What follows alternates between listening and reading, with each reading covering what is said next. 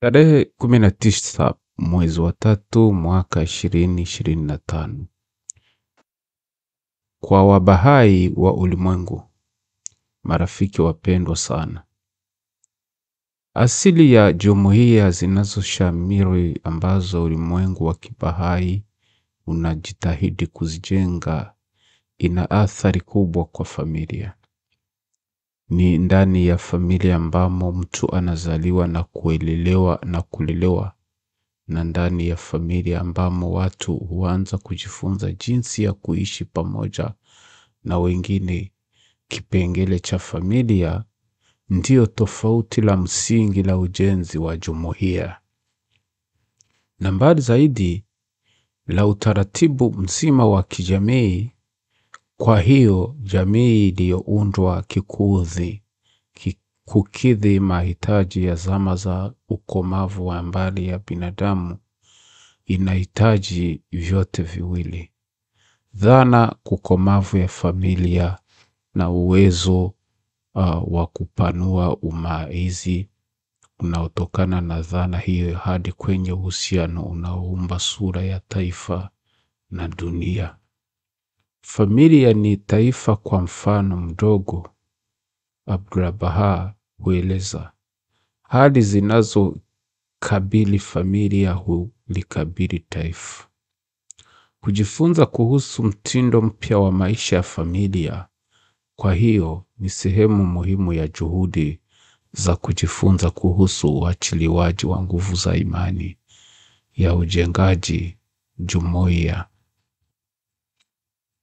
Kihistoria, familia imechukua sura mbalimbali katika kuitikia mahitaji ya hatua mbalimbali za maendeleo ya kijamii ya binadamu.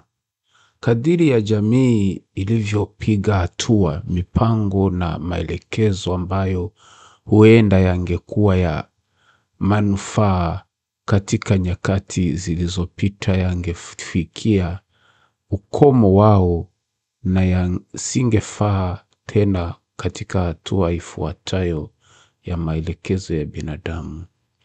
Matarajio ya wazazi yaliyokuwa ya kufaa kwa kipindi kimoja cha historia yangeweza kuzuia maendeleo ya uwezo wa watoto wao katika kipindi kingine. Hivyo hivyo, uaminifu fulani mkubwa ndani ya makundi ya ukoo uliowawezesha kushamiri katika hatua moja, baadaye unaweza kuwa vizuizi kwa umoja ndani ya mpangilio mipana ya kijamii. Na baadhi ya majukumu ya kijinsia yaliyoipambanua hatua ya mwanzoni na maendeleo ya binadamu, hatimaye yanaweza kuzuia maendeleo ya wanawake na jamii katika kipindi kingine. Mawazo na madharia za nyakati zilizopita lazima zitathminiwe tena. Abdul-Baha hueleza binadamu lazima sasa ajazwe sifa na nguvu mpya, viwango vipya vya maadili, uwezo mpya, kwa sababu vipawa na baraka za kipindi cha ujana, ingawa vilikuwa sahihi na vya kutosheleza enzi za ujana wa mwanadamu, sasa havina uwezo tena wa kukidhi mahitaji ya ukomavu wake. Changamoto iliyopo kwa jumuiya za Kibahai kote ulimwenguni hivyo ni kuchunguza desturi zilizopo sasa katika jamii zao, kuzipima kulingana na mafundisho, kuondoa tabia zozote zisizohitajika na kujifunza kuanzisha mitindo mipya ya maisha ya familia inayoendana na mahitaji ya zama mpya. Bila shaka haiwezekani katika hatua hii ya mapema kueleza asili ya mipangilio ya familia ambayo lazima hatimaye itokee katika ukamilifu wa kipindi hiki kitakatifu.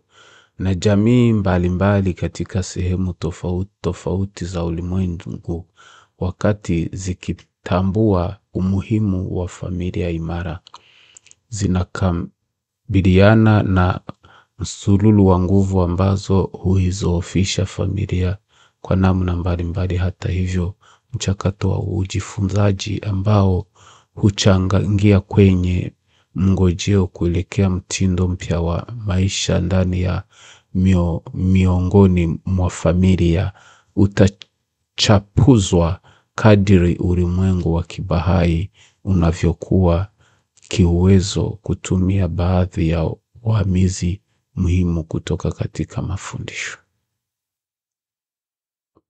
Miongoni mwa maswali yatakayozingatiwa na haya yafuatayo ni: zipi sifa za maisha ya familia ya kibahari? Jinsi gani zinatofautiana na namna maisha ya familia